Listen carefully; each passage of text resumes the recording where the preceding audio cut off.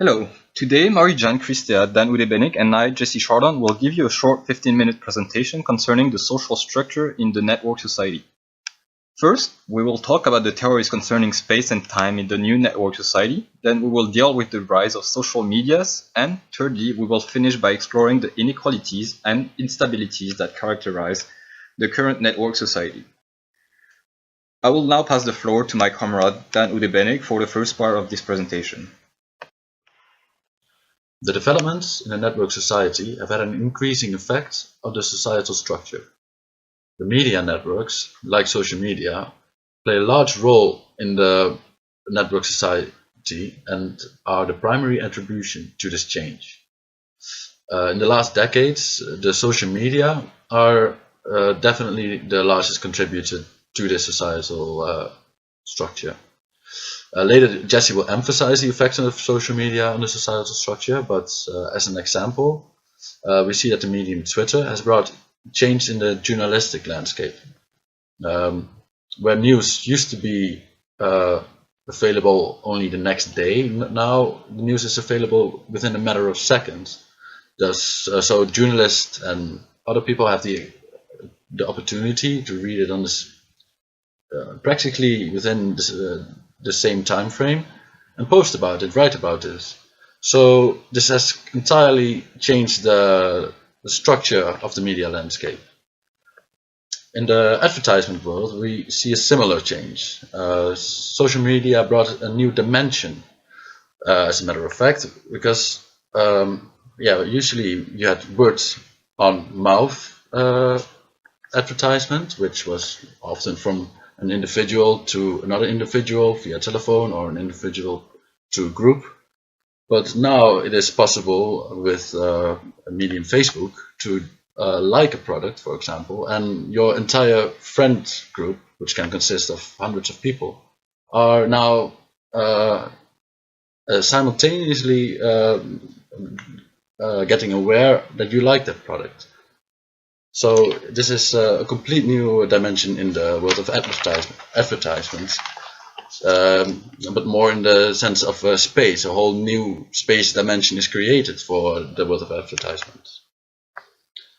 And this is why we will analyze the effects of the network society on space and time. Why that is, I will tell you now.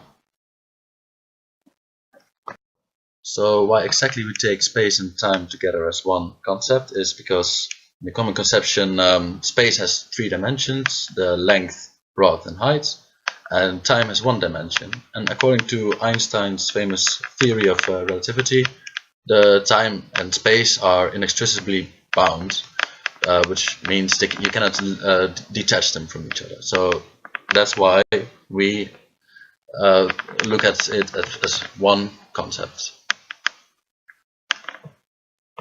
So the network society has brought an alteration to space and time, in the common perception that it is space and time are intertwined.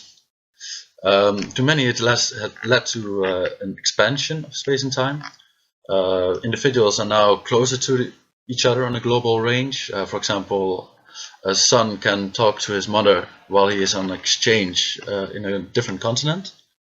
So it has virtually reduced the distances between people.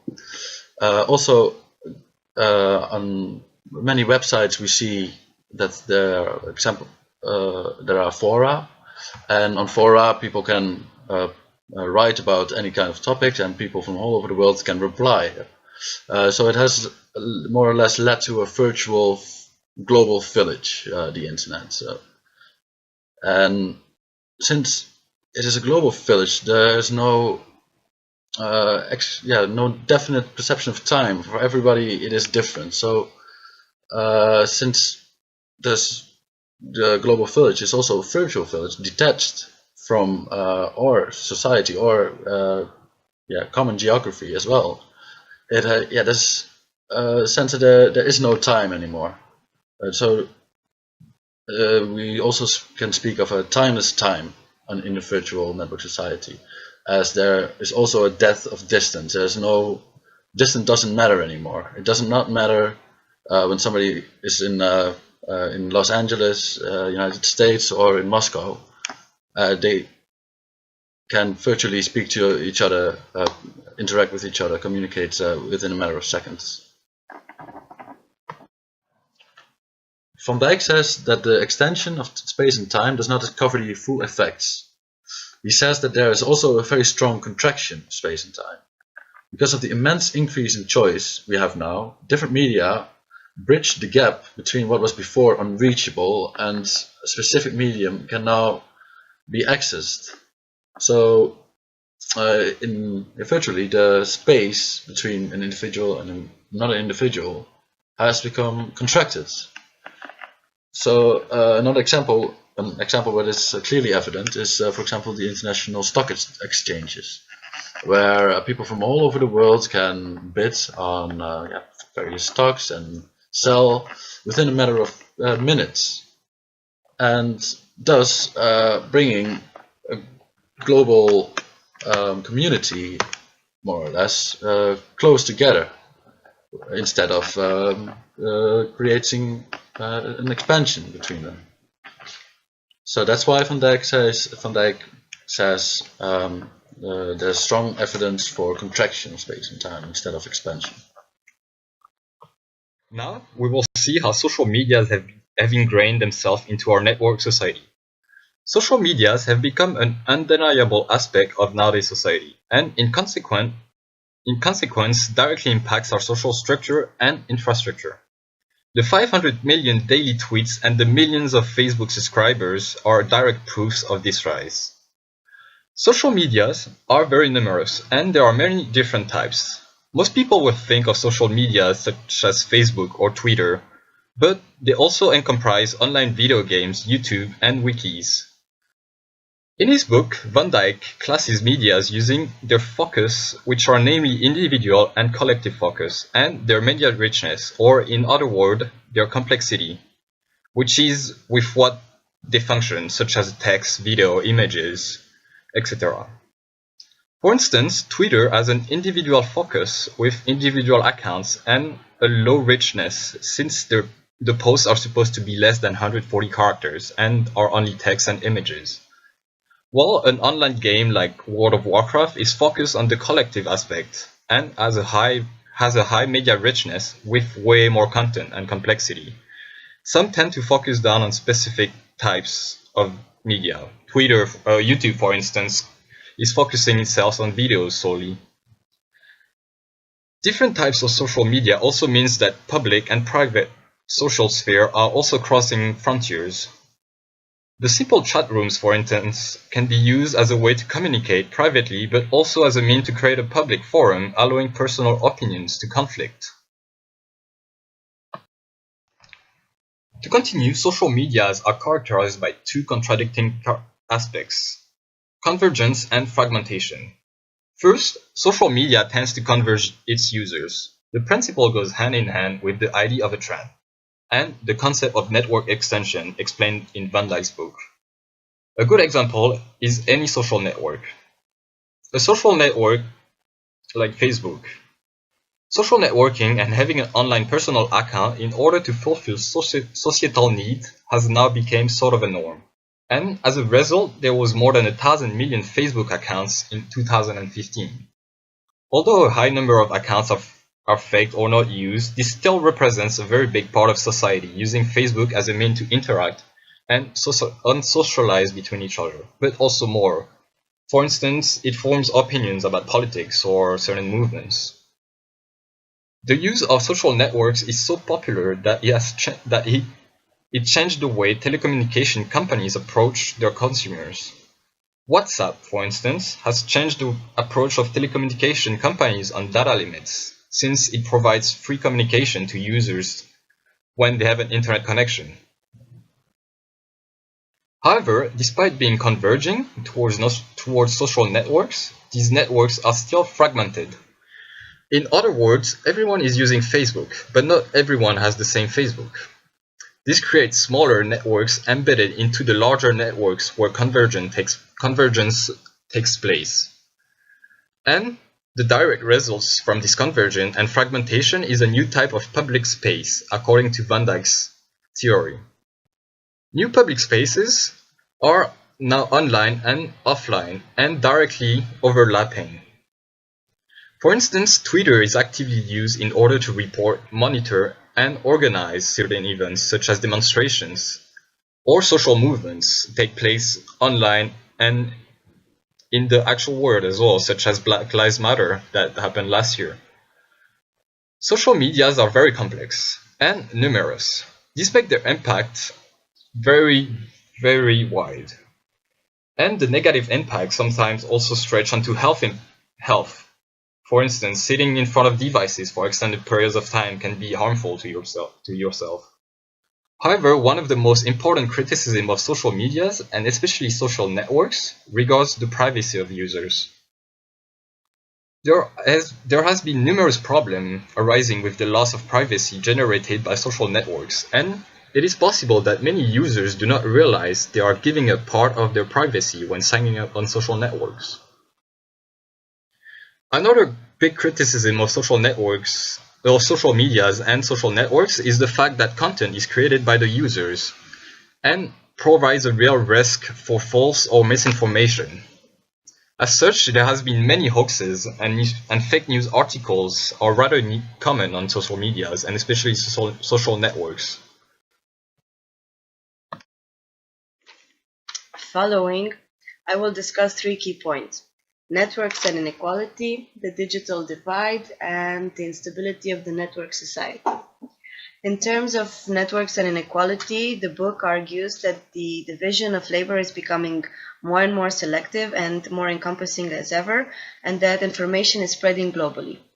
For example, Indian call centers serve the whole English-speaking world because they are relatively cheap. Although it might be believed at first that this adds to the diffusion of employment and to social equality worldwide, it actually doesn't. It doesn't due to the fact that the tasks are designed from the perspective of the needs and interests of the center and not from the perspective of a better organic development of the region concerned. The negative effects of this transfer of employment can be felt even in developed countries, where simple industrial and administrative work is disappearing rapidly and could add to a further segmentation of the labor market in Western countries. The structure of the employment network created is high-quality jobs at the center, located in Western and East Asian capitals, and low-skilled jobs at the periphery of the system, selected just as carefully and located all over the world. The types of employment being created or disappearing play a highly significant role. In terms of the future for female employment, it is believed that the network society will increasingly require a lot more of communicative, didactic, and commercial skills, which are seen as more feminine skills. Based on this, we can easily assume that the future for female employment is brighter than expected. The next point of this section refers to the digital divide. Digital divide is defined as the gap between those who do and those who do not have access to computers and to the internet. The direct cause of unequal access to digital technology in society is the distribution of a large number of resources, such as material resources, temporal resources, mental and social resources, and cultural resources. The consequence of unequal access to ICTs is more or less participation in the most important fields of society. Those without access will be isolated in the future society. Van Dijk distinguishes between 4 stages of access to digital technology. The first stage is motivation for access.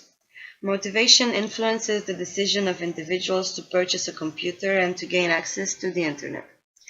The second stage is physical and material access. Users may purchase a computer and internet connection themselves, or they can try to access them from other sources. The first stage is digital skills. After acquiring access to a computer and to the internet, they need to gain some technical digital skills, such as operational skills and formal skills. The last stage of access to digital technology is usage. It refers to how often users access the computer and the internet. Conclusions drawn show that the digital divide is deepening. Gradually, the digital divide shifts from inequality of physical access to unequal digital skills and usage patterns. The last section of this chapter refers to the instability of the network society and the fact that it is full of opposing tendencies. The traditional distinction between public and private space is both dissolving and being reconstructed in new ways. Space and time become both less and more important. The network society is an unstable type of society. This is for the paradoxical reason that it is both too much connected and too much divided. Connectivity increases volatility of processes and the contagion of opinions, feelings, attitudes, and behaviors. For example, when voters switch from one politician to another based on their media appeal. However, although society is becoming more connected, it is also becoming more and more divided. These growing divisions produce more social tensions. So, in conclusion, we see that network society has led to the expansion of time and space, and even led to the concept of timeless time and a global village. But also, it has led to the contraction of time and space. Because unlike before, we now can come very close to events globally. Furthermore, network society is characterized by a drastic rise in social medias, and social networking is used to fulfill our needs for socialization to a certain degree. Additionally, they are characterized by being converging and fragmented in nature. However, social medias have numerous impacts on our social infrastructure, some of which are negatives. The current employment network is designed from the perspective of those positioned in the center, from their needs and interests, and not from the perspective of a better organic development of the region concerned. The network society is an unstable type of society because of the contradicting reason that it is either too connected or too divided.